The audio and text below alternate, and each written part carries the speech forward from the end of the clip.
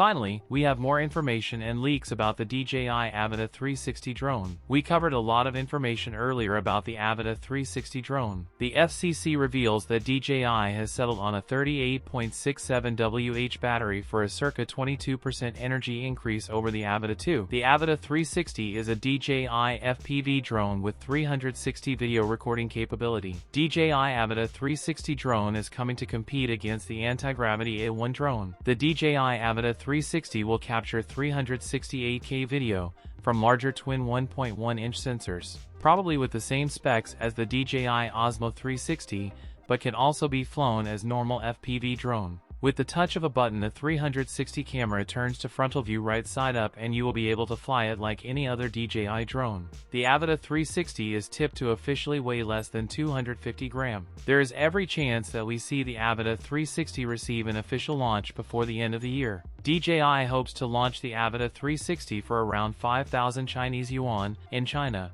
That's it for today's video. If you enjoyed it, don't forget to like, comment, and subscribe for more content. Thanks for watching, and I'll see you in the next one.